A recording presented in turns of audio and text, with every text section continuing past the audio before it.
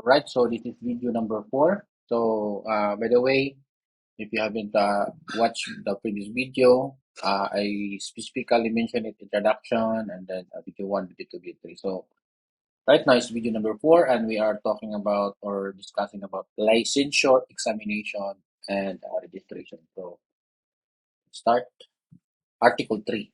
So, nasa Article 3 na tayo ngayon.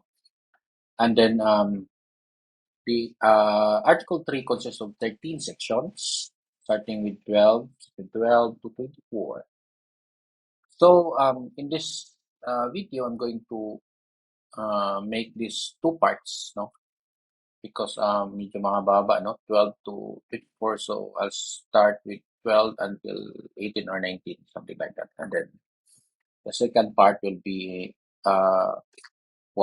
fifth video. So make sure to follow the title of the YouTube video, no? And then thank you for subscribing. Kung nag-subscribe kayo, hindi pa, please thank you for subscribing and also sharing this series, no? Para yung iba, those who want to learn more about RESA may be tawag dyan, acquainted or familiarized with the law. No? So Article 3 is called licensure examination. So let's start with 12. Ang licensure examination, when we started before, kasi hindi pa siya yung tawag doon, wala pang course, yung grandfather clause, yung tinatawag, no? So, pagka right now, meron ng course, real estate management, graduate ka, tapos mag-exam, board exam. So, you ang tawag doon, file doon sa PRC, yung mga requirements, blah, blah, blah, ganyan. And then, to take an undergo exam. Ang examination is, we have the exception, yung first person, no? Let's highlight this para at least, as we go along, you understand or alam natin that ang examination exempted are the real estate salesperson, no? And then, second sentence of this section is stated here, examinations for the practice of real estate service in the Philippines shall be governed by the board. It means the board of or the PRB rest, no? Under sila sa supervision sa PRC, no? And then it will be held done or at least once every year. And there are designated places, Cebu, Manila, Davao, yung mga ganyan. Meron Cagayan before I do in Cagayan. De Oro City, CDO. So, yan. So, that's section 12. Let's go to 13. The scope. So, ano yung mga scope of examinations? So, di ba tatlo or apat? No, real estate appraiser, broker, tsaka consultant. When you say appraiser, kasama doon yung assessor. So, may examination. Tapos, ano yung mga scope of examinations? So, which means that ano yung mga syllabi or syllabus that particularly be yung studied or taken up before, or shall we say, dapat alam natin, siyempre, pagka mag-take ka ng board exam, alam mo yan. So, multiple choice. So, choose the best answer. So, let's start with brokers. So, from the bottom, no? So, fundamentals of property ownership. So, ownership. And then, code of ethics. Kung ano yung mga dapat gawin for a person, licensed brokers in doing the yung mga ethics in the business, in selling.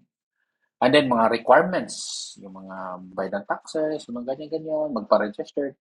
And then, brokerage practice. And then, subdivision development. And then, condominium concept, real estate finance, economics, yan mga. And then, particularly is the principles of ecology. the nature, ecology, the environment, the ecology, kasama doon. And in our subject in real estate management, meron kaming subject na ecology. And then the urban and rural land use, kung ano yung particular zone, and then the particular use of the lot, kung whether it's urban and rural, yan, ganyan. Development and zoning, and the aspect of sale, mortgage, and lease, pag-documentation and registration, halimbawa nung sa pag-register ng or reservation ng isang buyer sa isang developer, and documentation like doon sa pag-ibig fund, yung mga loan, di ba? Real property laws, like this one, RA 9646, PD 957, and all related laws regarding the seller, the buyer, and then laws regarding the developer, and all the pertinent laws, no? And then what else?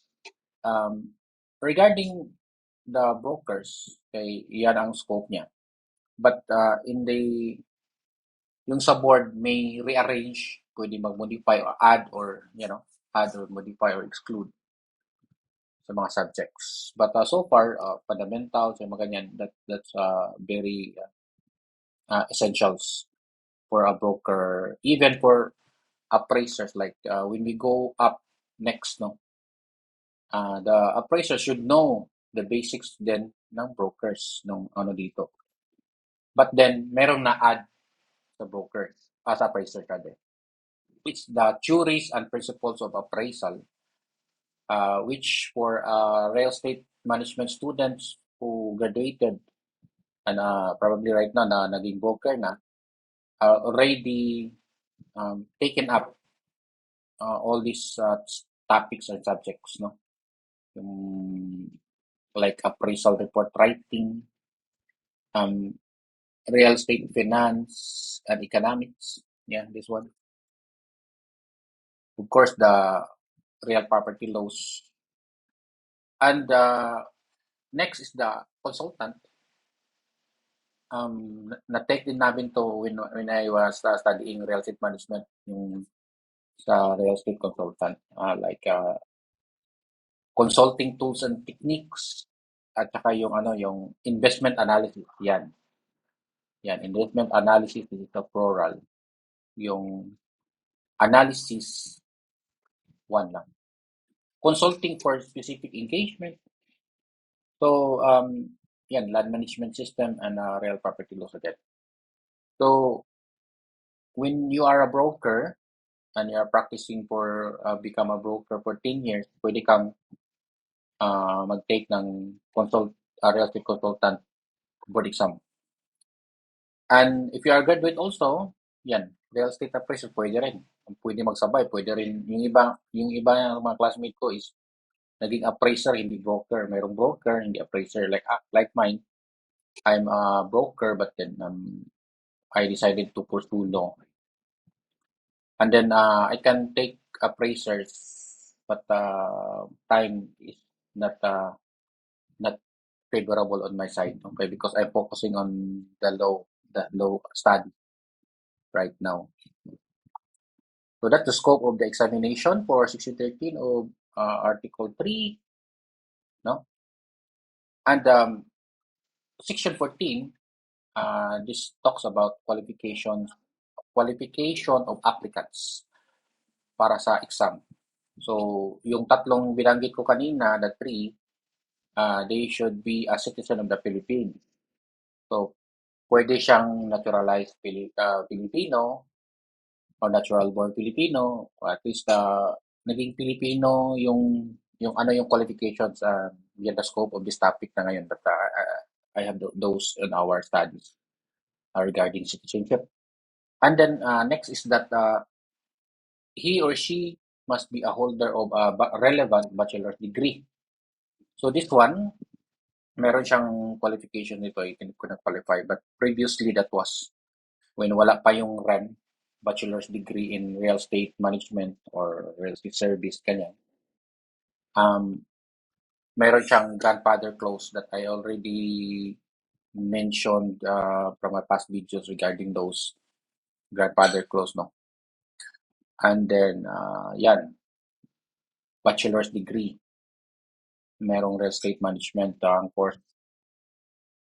Does it have to be 4 years? Yung iba nga, proposed 2 years, yung mga ganyan. But that's not mine to have this opinion about that, no? But 4 years, and then ang nangyari, but if you have other courses, and then pwede siya ma-credited if you change or let's say proceed to REM, real estate management. So mayroong mga ganyan.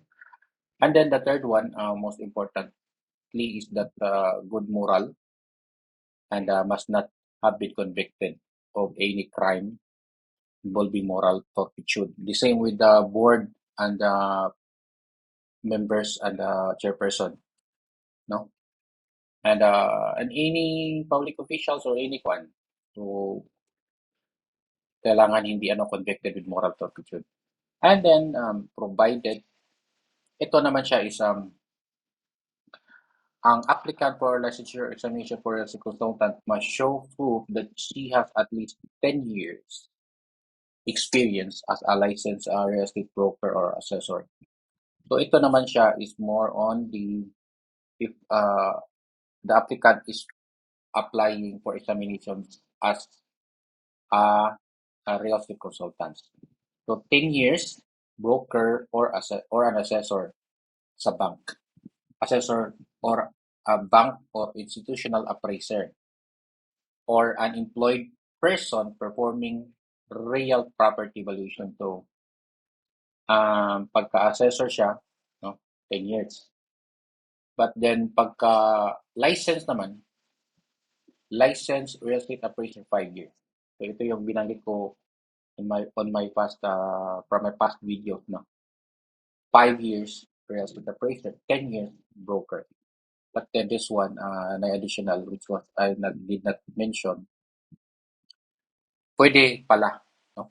Assessors na bank assessor or appraiser, ito yung mga private appraiser, no?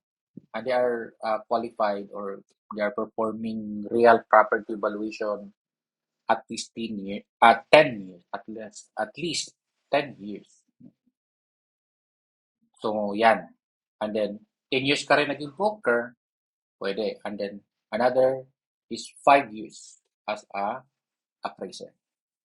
Licensed appraiser. Okay. And not just a appraiser, it's a real estate appraiser. Yun yung tatlo. And then, all applicants shall file with the board, the PRPRES, which shall assess and approve said applications and issue to the qualified examiners the corresponding permits. So mayroon siyang when you apply sa PRC, yung sa website, you fill up the form, blah, blah, and then you have this code na parang permit. When you go to the examination booth doon sa designated place, kung anong province or city like that, meron doon code. Dapat nakalagay your name is on the list. So that's section 14. And let's go to ratings. So mas mabilis lang to. Is 75% in all subjects. And then any subject is not below 50. So that is understandable, no, yung passing percentage is 75%. So I forgot how many subjects is this. Doon sa tawag doon, I mentioned all the syllabi for a particular broker. Mayroon yun. So there are how many? I think 10 or 13 subjects topics. So but here in all, like as far as I remember, there are three phases or three type of subject type of examination, something I forgot, but all in all it should be 75, no. Let's go to teacher 15. Ang result naman niya is within 10 days. Minsan, we experience mga 5 days lumabas na or 7 days, no? Yung result. And then, section 17, we have the issuance of certificate of the PRC card or the PIC of ID card, no? Professional ID card, and also the certificate of registration. My experience that the card may release earlier, 1 year after, ba kaya, ganyan. But from my experience, no, yung certificate of registrations matagal. Until now, wala pa siya sa akin. Mga 3 years na ata, no? Mag-expire na, magre-renew na, and then wala pa yung certificate of registration.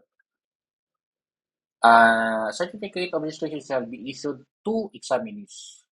So, mayroong certificate. Iba yung certificate, iba rin yung card, yung PRC card. And then the certificate of registration shall bear the signature. Yan. Ang certificate of registration remain full force and effect until i-revoke or i-suspend. And then the card, so here, these are the certificate of registration. The card naman, meron niyang number, date, expiry, and then etc. etc. The professional card shall be renewed every 3 years. Ito. Yun yung dapat natin i-remind that it shall be renewed every 3 years. And then there are some requirements for the renewal, such as the CPD. This one is called now CPD, not CPE. Okay. So lastly, in this video, I'll stop with the 18. Probably I'm going to continue, but I think this one, refusal to register. But ang board, pwede siyang mag-refuse to register. Any successful examinee, like for example, mayroon siyang case, pwede pa, but then kung na-convicted, no? Ito, convicted. Yan, convicted siya sa court with the criminal offense involving turpitude, moral turpitude. Then guilty, no? And then, or, mayroong or dito, or naging psychologically unfit. So, pwedeng hindi na siya isyuhan ng certificate of registration. No? Even though he passed the passed the board exam. And then, question, what if isang board examinee merong case? So, pwede siyang continue and then, halimbawa yan, nakapasa. But then, yung kanyang kaso is merong conviction, hindi na siya isyuhan ng certificate of registration. But, he's not convicted or yung verdict is on his or her favor, no, naging hindi convicted, so he can be issued a certificate of registration. So, yan. These are under Section 18, refusal to register. So, okay. Am I going to continue? But, so, please watch my next video because I'll be tackling more on the foreign reciprocity and registration without examinations. These are longer, no? Okay.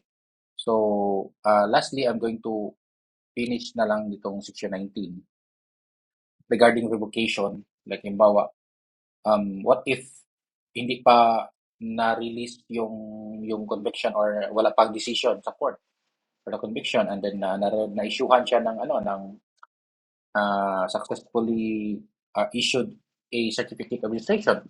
So this section will ang kanyang provision na gagamitin. So halimbawa, issuehan na, so pwede ma-revoke or ma-suspend, no? The certificate of registration and so dalawa, yung card or i-cancel. Cancellation naman is a permit doon sa mga yung mayroong nabigyan ng permit ng grandfather ko. They have a special or temporary permit, no? The board may after giving proper notice, notice and hearing. These are the essentials sa due process, no? Notice and hearing. May revoke the certificate of registration. May. And the professional ID card. Or cancel yung mga merong temporary special permit. Yung meron kasi there are those who are given special of temporary permit. And like nung mga reciprocity foreigners like na ganyan. Or suspend him or her from the practice of profession under the following circumstances. Yung mga ito yun. Merong fraud or deceit in acquiring the certificate of registration or the card or the PRC ID card.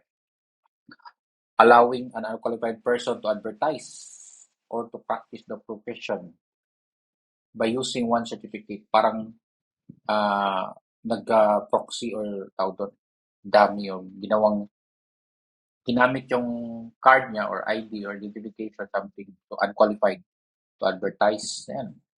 Unprofessional or unethical conduct.